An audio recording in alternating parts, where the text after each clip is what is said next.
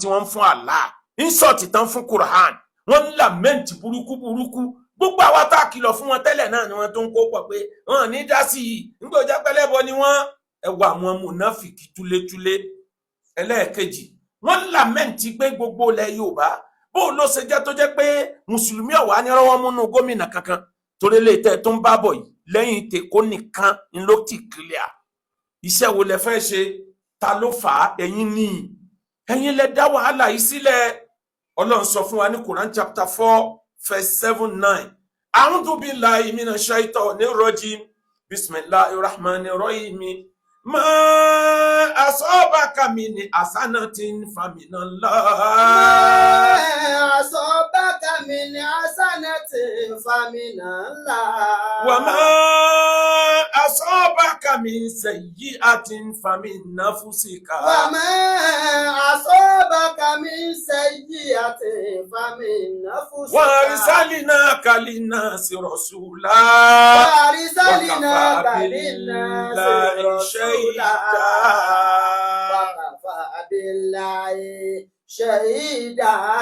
Àwọn mùsùlùmí ni wọ́n lọ sógun, wọ́n wá ń trade blame, wọ́n fẹ́ máa blame Ọlọ́run.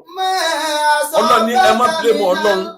Ma asabaka min hasanatin bẹ́ẹ̀ bá gbìyànjú tẹ́ ẹ bá rí ṣe ẹ dá ìyìn àtọ́pẹ́ padà sọ́dọ̀ Ọlọ́run tó ní ká ẹ rí ṣe ni. Wa ma asabaka min sayyi'a bí nǹkan bá ń dá fún yín tẹ́lẹ̀ tí gbogbo ẹ dàrú ẹ má blame Ọlọ́run, ẹ kọ́kọ́ lọ yẹra yín wò ní nẹ́fùsì lọ yẹ̀mí ara rẹ wò kí lẹ ṣe tó wrong, kí lẹ ṣe tó bad, kí ni ò yẹ ká ẹ ṣe tẹ́ ẹ ṣe, ìyẹn ní ká ẹ lọ wò. Wa arsalnaka linnasi rasula. Ọlọ́run rẹ̀ òjíṣẹ́ Ọlọ́run mo rán ẹ pé kó lọ jíṣẹ́ fáwọn ènìyàn ní wa kafa billahi shahida. Ọlọ́run ni mo rí gbogbo ẹ̀, mo ráyìn tẹ́ ẹ dá gbogbo ẹ̀rú tán tẹ́ ń bọ́rí tẹ́ ń bọ́rùn lórí ọ̀rọ̀ òṣèlú. Nǹkan ṣe lọ́wọ́lọ́wọ́ fún Islam. Lórí ọ̀rọ̀ human relationship nǹkan ṣe lọ́wọ́lọ́wọ́ fún Islam. Ẹ̀yin kan lẹ dá gbogbo wàhálà yìí sílẹ̀ tẹ́ ẹ sinmi. Mo gbọ́ tí ń pariwo lórí ọ̀rọ̀ olóòlù nìbàdàn. Ṣé bó lóòlù ṣe jáde tẹ́lẹ̀ ní jáde nísìn? Àìmọye ọdún ìbílẹ̀ tó ti kú tẹ́lẹ̀tẹ́lẹ̀ tó jẹ́ pẹ́yìn lẹ jìdìde. Tẹ́ ẹ rò pé ẹgbọ́n ju àwọn bàbá tí wọ́n manage everything tẹ́yìn fi wá dé bá. Gbogbo àwọn ọmọ tí wọ́n kọ́ ní kéwú tí wọ́n ti dà fà gbogbo wọn lẹ ti dá padà sínú ẹ̀sìn bàbá wọn. Ojú tì yín kọ̀ tán. Ẹ tún wá gbọ́n, ẹ ronú, ẹ kàn tún trade blame. Ayu ashaki ma bi kadahun kun jamila tarali ojú da jamila. Ayu ashaki mo pè yín àfáà tẹ́ ń pariwo tẹ́ ń làmẹ́ǹtì lórí lọ tẹ́ ń làmẹ́ǹtì lórí rọ́ àìsàn kankan ò ṣe Islam wà campaign. Tarali ojú da jamila. Ẹ̀yin ni ẹ lọ mú wà mẹ́sìn, ẹ lọ níwà rẹ, kẹyẹ ranjú hànàhànà bí ajá báńkì, kẹyẹ dàwárú mọ́, kẹyẹ sọwádọ̀tà ara wa. Gbogbo tí ń ṣẹlẹ̀ yìí tó sì ṣe control ni. Providing tẹ bá ready fún correction, ẹ mọ kìíní kan dájú tí wọn bá ń pè kádàrá Ọlọ́run ní bọ́lọ̀ ń ṣe ní àmọ́ lọ́lọ́nu ó ti ṣẹlẹ̀ sáwọn ànábì Ọlọ́run. Òpin ìgbìyànjú ló ń jẹ́ kádàrá o. Kádàrá wà automatic. Lẹ́yìn ìgbà tó bá struggle tí ò sọ́nà mọ́ in tó bá ṣẹlẹ̀ nígbà yẹn kádàrá nìyẹn. Àmọ́ ká ẹ máa fà fọwọ́ fà kẹ́ ẹ máa pè ní kádàrá kọ́ o. Ẹ̀yin lẹ dá sílẹ̀, ẹ lọ yẹra yín wò dáadáa.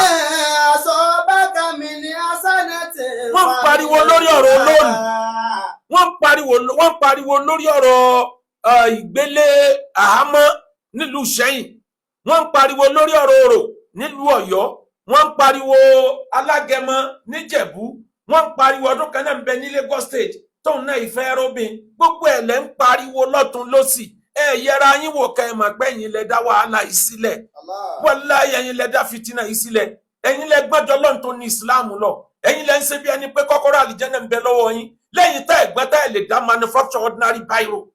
Ẹ̀gbọ́n ẹ̀ lè dá manufacture ordinary bulb tá a fi ríran.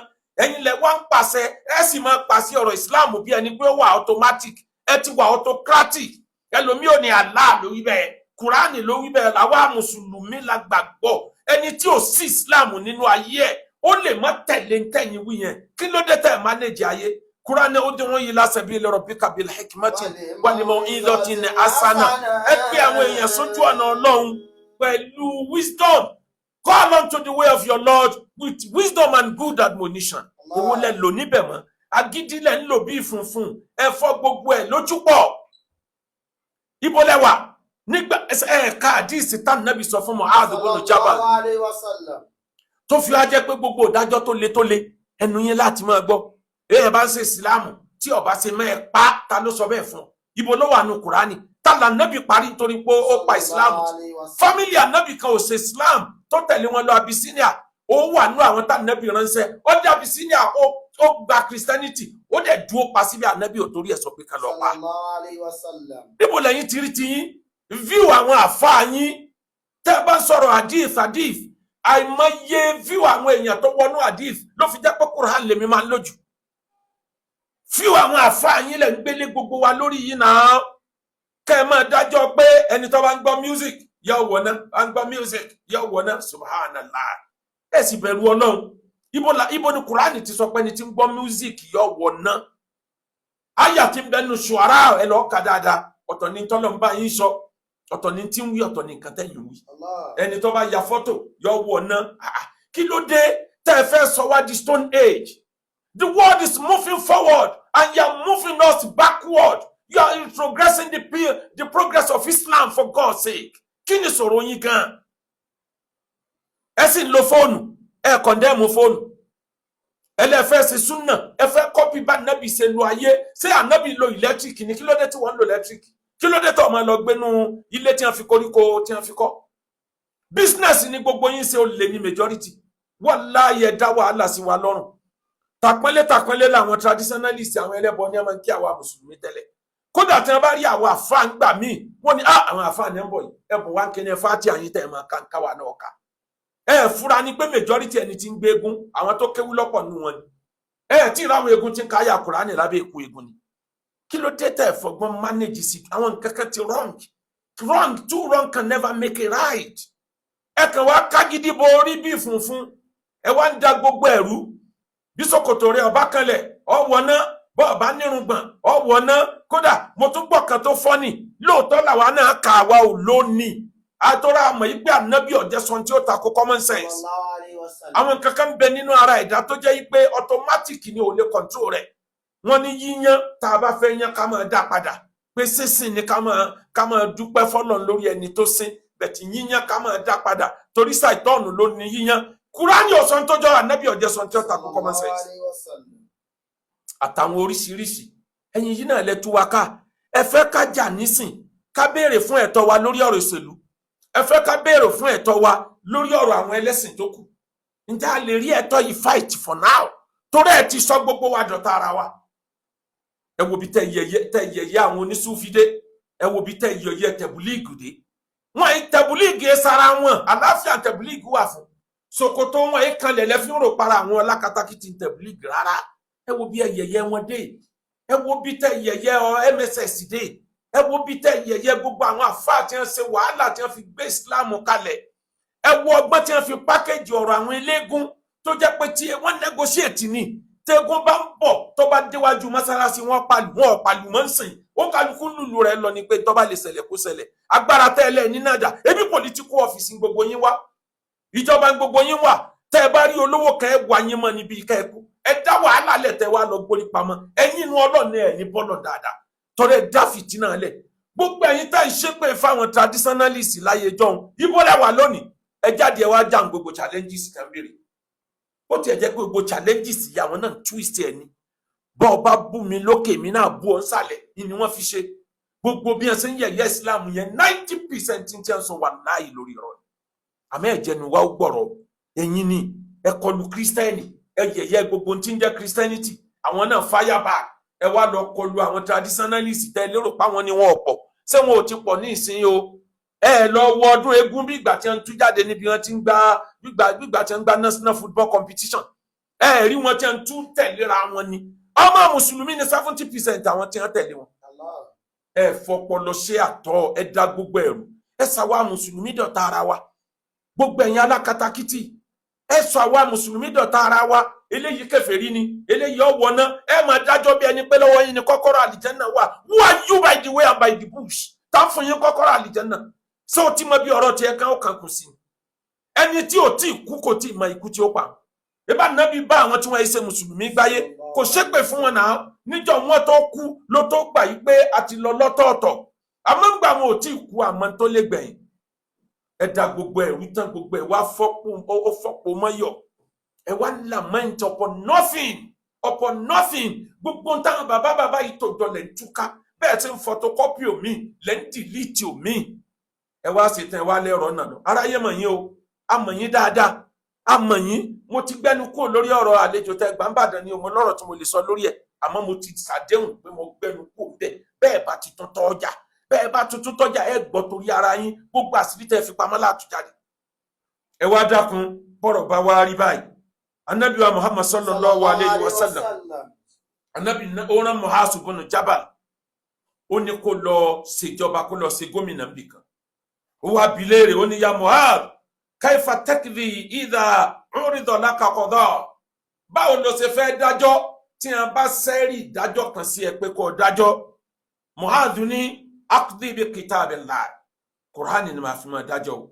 Ànábì wa bi léèrè lè pé fa in lam tajid fi kitabillah, tó bá rí ìdájọ́ tó bá mu nínú Qur'ani ńkọ́, qala fa bi sunnati rasulihi. Ó ní máa lo sunna Ànábì, àwọn ọ̀rọ̀ Ànábì, àwọn bá Ànábì ṣe dá àwọn ẹjọ́ kan, máa kọ́pì ẹ̀ láti fi dájọ́. Ànábì tún wá ní fa in lam tajid fi sunnati rasul, tó bá rí nínú sunna èmi Ànábì ńkọ́, kí ló fi dájọ́? Ó wá ní astaidu bi rahayi. Ó ní máa lu ọpọlọ mi, máa lu ọpọlọ mi láti wo environment tí mo wà, láti wo àwọn tá a jọ ń bẹ̀bẹ̀, culture wọn, kí n lọ bá wọn mu tí mo lè sọ tí ò ní dá wàhálà sílẹ̀, kí ni ò ní sọ ìyẹ̀sìn tí mo gbé dání tí táwọn èèyàn mọ̀ ṣépè fún. Máa lo brain mi, máa lu ọpọlọ mi. Ànábì wa fọwọ́ pàtì ẹ̀ lẹ́yìn pé mo dúpẹ́ fọ́lọ́run tó fún mi ní nǹkan tí mo fẹ́. Kí ló dé táyẹn ò lu ọpọlọ yín? Mọ environment tẹ́ wà ní, mọ bí ẹ wà pélé Yorùbá lẹ wà ní, mọ pílẹ̀ ilẹ̀ Yorùbá ní. Ṣé lóòjọ́ náà lẹ change gbogbo ẹ̀? Ẹ fẹ́ change gbogbo ẹ̀ lóòjọ́, gbogbo ẹ̀ ló ti wá ń dànù tán lọ. Ẹ fi ọgbọ́n pé àwọn èèyàn, àwọn ìmọ̀ràn tẹ́mi ní láti lè jẹ́ kí wàhálà yìí kó dópin. Number one, àwọn tá a jẹ́ mùsùlùmí, àwọn tó fa wàhálà wálé ti fa wàhálà wálé o. Stop insulting other religions. Ẹ fi wọ́n lẹ̀, ẹ jọ kálukú ọmọ ṣẹ̀ṣẹ̀. Ẹ má insult wọn mọ́. Tí wọ́n bá ń bú Islam, ẹ má fèsì èébú yẹn láì la insult wọn lọ. Táwọn bá ń parọ́ ọmọ Islam, ẹ̀yin ẹ má ṣàlàyé ni. Tí wọ́n bá mú nǹkan kan wá tó le, ẹ̀yin náà mú tó le wá bẹ̀ tí ẹ má bú wọn. Ẹ wo lé tí mo sọ kọjá lọ, ká ní mo bú wọn ni yóò ti dariwo. Tí mo sọ wípé tí wọ́n bá gbogbo ẹ̀yin tẹ́ ń tọwọ́ bọ Kùránì yìí, pàápàá jùlọ ẹ̀yin traditionalist, tẹ́ ń pé Kùránì ni wọ́n jalè, Kùránì ni ẹ jí pátá, Kùránì ni ẹ jí kíní kan. Yàtọ̀ fún pàtì ẹ̀ á disprove ẹ̀ pé irọ́ ni gbogbo ń tẹ̀ ń tú yìí, irọ́ ni. Yàtọ̀ fún ebi Kùránì tiẹ̀, ibà Ànábì mú Kùránì kan wá tó dé wa globally recognized. Lọ Google ẹ̀ pé ẹ̀sìn wo ni wọ́n ń search fún jù lágbàáyé lénìí. Over 300 million ni question tí ń wọlé sórí Google lóṣooṣù nípa ọ̀rọ̀ Islam. Christianity ni over 200 million. Lọ Google ẹ̀, ibà Ànábì tiẹ̀ mú Kùránì kan wá tí gbogbo ayé ṣe àti tí ń kà táwọn tí ń wúlò fáyé. Ó sọ nípa ayé, ó sọ nípa ọ̀run, ó sọ nípa science, ó sọ nípa nǹkan ọ̀gbìn, ó sọ nípa àdájọ́. Ibà rí Kùránì kan. Ìwé ẹ̀sìn tí yín dà, mú ìwé ẹ̀sìn tí ẹ jáde tó bá fẹ́ kí n bọ́ ákì. Gbogbo ẹ̀yin ọ̀dọ́ tẹ́ ń jáde tẹ́ ń fèsì lásìkò yìí, pápá ẹ̀yin tẹ́ kì í sọ tí wọn, tẹ́ kì í bú ẹ̀sìn wọn, tẹ́ kì í bú Christian, tẹ́ kì í bú Muslim, tẹ́ kì í bú àwọn traditionalist, tẹ́ dẹ̀ kì í bú àwọn àfá àgbà. Ọlọ́run mọ̀ yín o, wàláhì ẹ dàgbà láyé, ẹ dẹ̀ sí dáadáa nínú ayé. Àmọ́ gbogbo yín, ẹlẹ́ẹ̀kejì, ìmọ̀ràn tí mo ní, ẹ lọ respect ẹ̀sìn ẹlòmíì o. Tẹ́ bá fẹ́ kàn respect ẹ̀sìn tiyín náà. Ẹ fún kálukú hati kulladhi haqqin haqqahu. Ẹ fún kálukú ní right ẹ. Ẹ má insult ẹ̀sìn ẹlẹ́sìn, ẹ respect wọn. Bet ẹ má mix up ẹ̀sìn. Òun kálukú ṣẹ̀sìn ẹ lọ́tọ̀ọ̀tọ̀. Ẹ má dára yín láàmú. Number 3, àwọn ìdájọ́ tó wà irritating. Àwọn ìdájọ́ òfò, ìdájọ́ ìbànújẹ́ tẹ́ ń gbé kalẹ̀ yìí, ẹ wá lọ move báyé ṣe move. Kùránì ò kọ́ yín ní gbogbo tẹ́ ń wí yìí. Number 4, ẹ má máa condemn àwọn mùsùlùmí ẹgbẹ́ yín mọ́. ẹ ti sọ wá dọ̀lẹ Kùránì wà látàná sáwọn fatafsalu wa tadhhaba rihukum tẹ́ bá ti ń bára yín jà tẹ́ ń bára yín hágìw ẹ weak kò dẹ̀ ní sí ìbẹ̀rù kankan lára yín mọ́ ìbẹ̀rù wo lẹ́jọ́ sẹ́kù lára mùsùlùmí má báyìí láyé ẹjọ́ tí wọ́n bá ríra wà ní àfáà wọn ò sì máa bẹ̀rù tí wọ́n bá rí Kùránì àwọn náà bá wà pọ́nlé àmọ́ gbẹ̀ yẹ̀yẹ́ fá wọn tẹ yẹ̀yẹ́ bíbélì wọn àwọn náà yẹ̀yẹ́ tiyín náà Ọlọ́run yìí dẹ̀ sọ ọba alábòsí ẹ̀yin ó máa rò pé Ọlọ́run ó mú Ọlọ́run ó dájọ́ orí ìwọ tó dálẹ̀ Ọlọ́run ó ti bínú bọ́lọ́run ó bá bínú torí ìwọ ló lọ jí wọn dìde Kùránì ti wọ̀nù ẹ pé ẹ má bú ẹ̀sìn wọn káwọn náà má padà wá bú ẹ̀sìn yín. Number 5 ẹ ṣe fìdájọ́ lẹ̀ fọ́lọ́run ẹ̀yin adájọ́ owú ẹ̀yin adájọ́ PA Ọlọ́run ẹ fìdájọ́ lẹ̀ náà ẹ máa show love fáwọn ẹlẹ́sìn míì tá a bá fi àlàáfíà let them know we love them. Ànábì fìfẹ́ hàn sí àwọn traditionalist tó bá láyé ó fìfẹ́ hàn sí àwọn Jews ó fìfẹ́ hàn sí àwọn Christian tó bá láyé wọ́n jọ jókòó wọ́n jọ ṣe meeting ní Charter of Medina nínú mọ́sálásí Ànábì ni ẹ ti jókòó kò pé wọ́n lẹ́lẹ́bọ̀ kò pé wọ́n lẹ́ni tí ń rùn náà ẹ mùsùlùmí tí ń kírun bíi tiyín lẹ́yìn sọ pé ẹ lè wọnú ilé rẹ ẹ lè kírun lẹ́yìn ẹ̀yìn náà ìran kan náà ni wá Christian Muslim traditionalist nílẹ̀ Yorùbá we are all single body single tribe Yorùbá jọ ni wá ẹ má jẹ́ kán fẹ̀sìn pé wá yẹ́lẹ́yẹ́lẹ́ o wọ́n ń ṣe business ni o ẹ má jẹ́ kán kó bá n tí ń jẹ́ ilẹ̀ Yorùbá nínú àṣeyọrí ẹ wá dákun tá a bá ń wá political relevance ẹ jẹ́ àkọ́kọ́ unite náà tá a bá unite lásẹ̀sẹ̀ wá béèrè pé kílẹ̀ tọ́ wa o kí ló dé táwọn ẹlẹ́sìn báyìí rẹ wá olóòlù kí ló dé tó ní ká má jáde o bẹ́ẹ̀ bá dẹ̀sẹ̀ yẹn náà ìgbésẹ̀ 4 lẹ́ ń láti gbé kẹ́ ẹ tó lè control ọ̀rọ̀ olóòlù àkọ́kọ́ náà ẹ kọ́kọ́ wá ìfẹ́ láàrin àwa mùsùlùmí ká kọ́kọ́ unite ẹ má pe àwa kan ní kèfèrí mọ́ torí ẹ̀yin ni kèfèrí àgbà ẹ má sọ pé àwa kan wọná mọ́ torí ẹ̀yin lẹ́ẹ̀kọ́kọ́ sílẹ̀kùn náà tẹ́ wọná àwọn ò tiẹ̀ ní gbòòrùn náà àti gbogbo àwọn bàbá táwa ń tẹ̀lé rí pa wọn ẹ kọ́kọ́ wọná bá ṣe unite ẹ má jẹ́ abúra wa mọ́ àwa mùsùlùmí ẹ má jẹ́ ayẹyẹ ọ̀rọ̀ wara wa mọ́ ẹni tó introduce gbogbo nǹkan wọ̀nyí Ọlọ́run ti bá wa gbé pamọ́sẹ̀gbẹ́ kan yóò lo ọ̀rọ̀ ẹnìkan yóò fi béèyàn mẹ́fà jà yóò máa lọ ra fọ́ìsì lọ́dọ̀ àwọn èèyàn Ọlọ́run ìdájọ́ Ọlọ́run ti ń bọ̀ díẹ̀díẹ̀ ẹ ṣe jẹ́ unite torí ìtọ́lọ́run ẹ má jẹ́ abára wa jà mọ́ tá a bá mọ̀ ìpè àbá fẹ́ peace bí bẹ́ẹ̀ kọ́ tẹ́ ẹ bá lè fẹ́ peace wallahi kò sún àwa náà ìrúndìtàn ọdún wàlá zidtun zidna tẹ́ ẹ bá tún lẹ̀ burú ju tàtẹ̀yìn wa lọ ẹ bá wa náà pa burú ju yín lọ àlàáfíà gbọ́dọ̀ jọba. Step number 2 kó tó di pa lè bá olóòlù sọ̀rọ̀ ẹ fìfẹ́ hàn àwọn traditionalist ẹ jẹ́ wọn ó mọ̀ pé ẹ hate wọn ẹ̀sìn wọn lẹ́ẹ̀ bá wọn sí ẹ jẹ́ Christian ó mọ̀ pé ẹ hate wọn ẹ̀sìn wọn lẹ́ẹ̀ bá wọn sí ìgbà yẹn lẹ́yìn ìgbà bá wá ṣe yẹn tán lásẹ̀sẹ̀ wá kan negotiation a kóra wájọ a negotiate ní báwọn bàbá wa ṣe negotiate láyé ìjọ a pè meeting tá a jọ jókòó lẹ́gbẹ̀ẹ́ ara wa báyìí mùsùlùmí Christian traditionalist ẹ jẹ́ àpè peace summit kájọ jókòó kí ló dé ẹ̀yin Christian tẹ̀yin ń ṣe ìwàásù nínú buses ìjọba ti bá àánú ẹ̀ ariwo sọ òrùbó ni ó ṣe dúró kí ló dé ẹ̀yin mùsùlùmí táriwo kíní mọ́sálásí ìrun pípé mọ́sálásí tẹ́lòmí ọmọ lọ pé láago 4 òru ẹ̀mí ni máìsí ẹ ó ní rédíọ̀sì tó yẹ ó dé ẹ̀yin mùsùlùmí tẹ̀yin náà ń dí ọ̀nà nítorí ìrun jímọ̀ ẹ wá nǹkan ṣe sí ẹ̀yin traditionalist tẹ̀ ní ká má jáde káwọn obìnrin wọ́n má jáde ẹ jẹ́ ká jọ wò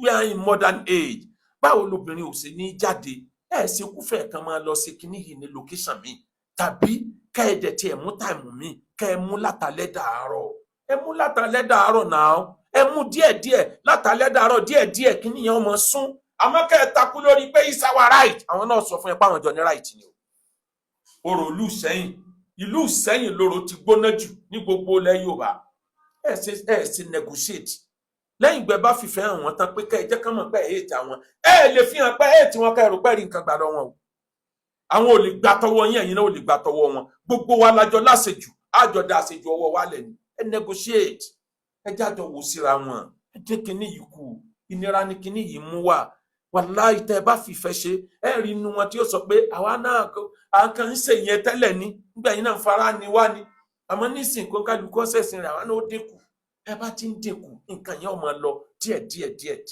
bẹ́ẹ̀ ṣe lè ṣe nìyẹn lẹ́yìn negotiation tí negotiation ọba wá work ẹ wàá bá ìjọba sọ̀rọ̀ kíjọba ó fún yín ní bákín àlàáfíà àmẹ́yìn náà dàtọwọ́ yín lẹ̀. Number 4 tíyẹn náà bá wọ̀ ẹ wàá kọ̀rí kóòtù ẹ lọ béèrè fẹ́ tọ̀ yín ẹ ní dàlúrú wọ́n ti pè yín lóko bú tẹ́lẹ̀ ẹ má jẹ́ kán tó máa wá rí tracy sí alákatakítí yẹn lára Islam. Ẹ wá rí tọ́rọ̀ bá dọ̀rọ̀ òṣèlú power is not serve alakate wọ́n ń fún yàn lágbára àjọba nígbẹ̀fẹ́ òǹkàlùkù já àgbà ni ẹ negotiate pẹ̀lú àwọn ẹlẹ́sìn yòókù ní gbogbo ilẹ̀ Yorùbá mùsùlùmí ò ní gómìnà ibẹ̀ yìí ti ṣe kọjá lọ ẹ jáwa náà ò tún ṣe mùsùlùmí ló kàn ẹ̀yin náà ẹ consider tó bá dìgbà míì àwa náà wò tiyín náà níta ẹ gbọ́dọ̀ ṣe nìyẹn negotiation ni ó síwájú tí negotiation bá wá fail unity tẹ́ ti fọ́ọ̀mù láàrin àwa mùsùlùmí unity yẹn wà work lórí pé yes mùsùlùmí lọ́kàn àmọ́ láìsè yẹn á difficult láti pariwo mùsùlùmí lọ́kàn torókálukú náà rántí bẹ́ẹ̀ ṣe hàn àwọn léèmọ̀ sẹ́yìn bẹ̀tí ká forgive ara wa dá àmọ́ ta wá lá wa kú di máa ta. wàlá yẹsì ló lè ṣòro lábìdá wàlá yẹsì ló lè ṣòro lábìdá. fàdámà ta wá lá tó bá ti kọjá lọ ẹja forgive ara wa tó ti kọjá lọ ti kọjá lọ nítorí bá dé ni ẹ jẹ́ ká tì lé lórí. wàlá yẹsì ló lè ṣòro lábìdá wàlá yẹsì ló àìsòrè lábìdá. Ìyẹn la fi lè rí ìjà yẹn jà. Ẹ̀yin mùsùlùmí ni ó ṣe sẹ́nẹ́tọ̀. Ẹ̀yin mùsùlùmí ni ó ṣe it's not automatic. Àjọ ń bẹ láyé ni, àjọ pín ni. Báwọn bá lò díẹ̀, tilkal ayyamu nudawiluha bayna nas. Báwọn kan bá lò àná, àwọn kan á lò ní. Ẹ lè pariwo yí pé mùsùlùmí lọ́kàn ní gbogbo stéètì ilẹ̀ Yorùbá. Bẹ́ẹ̀ bá pariwo táriwo yẹn bá rinlẹ̀, mùsùlùmí la fẹ́, nínú 6 Ọlọ́run lè já 3 fún yín. Ẹ sì máa dúpẹ́ nítorí náà mo ṣàdúrà lọ́pọ̀lọpọ̀ Dr. Dọ̀tun Jubril Sanusi Ìlàjì Farm tí wọ́n jẹ́ grand patron fún Ittihadul Wa'izin Yorùbá Land Council for Islamic Preachers àbáwá ọ̀kan lọ́mọ gbogbo ilẹ̀ Oòduà gbogbo ntẹ́ ẹ bá fẹ́ lọ́lọ́run ó ṣe eléyìí tẹ́ ẹ fẹ́ Ọlọ́run ò ní fi ṣàdánwò oore ẹ tó ń bọ̀ àtọ́ ẹ lọ́wọ́ ọ̀kan lọ́mọ àtọ́ ẹ lọ́wọ́ wà tó fojú rí oore ẹ tó ń bọ̀ àtọ́ ẹ lọ́wọ́ èso ní dínà oore rẹ̀ oore ẹ tó ń bọ̀. ẹni fẹ́ ra lé ẹ bá lè ṣe Akeugba Gold dòwò pọ̀ anílẹ̀ oko anílẹ̀ industry ilẹ̀ ẹ̀kọ́lé nígboro àwọn ilé tí wọ́n fẹ́ tà ó pọ̀ lọ́dọ̀ wa ẹ kàn sí wa lórí nọ́mbà wa. Ájì 2027 September ní National Commission kọ́kọ́ sọ pé àwọn gba líìsì àkọ́kọ́ bówó ọba ti pè ní tẹ́ ẹ bá ní ẹ̀san korúkọ yín ó lè wọlé èmi gangan ó ṣe àjọ ọdún tí ń bọ̀ yìí pẹ̀lú ògo Ọlọ́run àjọṣe ni ẹmọ ọmọ yín wá lè kéwà àti skul wa. gbogbo ìmọ̀ bìbí tẹ́ ń pè mí lọ́tún lọ́sí lédi kéèké láṣìírí ẹ̀wẹ̀ ó wà ń bí. àwọn nice cream tẹ́ máa fi maintain skin yín ó wà ń bí. àwọn cream tó máa jẹ́ kẹ́ glow àtọ̀ṣẹ ó wà ń bí. àwọn èyí tó máa fún yín ní whitening colour ó wà ń bí. gbogbo ẹ̀yin tẹ́ ti old tí cream ò ṣiṣẹ́ mọ́ lára yín àbẹ́yìn ò tẹ̀ tí old bóyá monopause lẹ́wọ̀ ní cream ò bá pọ̀ ní ò bá ṣiṣẹ́ mọ́ àwọn cream tẹ́ lè lò tó máa boost skin yín tó máa jáde padà gbogbo ẹ̀ wà ń bí. ẹ pé Lady K Ìfẹ́ Olúwa show the baby of Odùduwà bó dẹ̀ jẹ́ wípé àwọn oúnjẹ ilẹ̀ wa náà ni ó wà ń bí bó dẹ̀ jẹ́ aṣọ náà ni gbogbo ẹ̀ wà ń bí ojú òní ti wà mí níwá wa tì ẹ má gbàgbé láti bá mi subscribe kẹ́ bá mi like ètò yìí a máa jú wa ṣe o a ní tẹ́nítìkà ó dàbọ̀.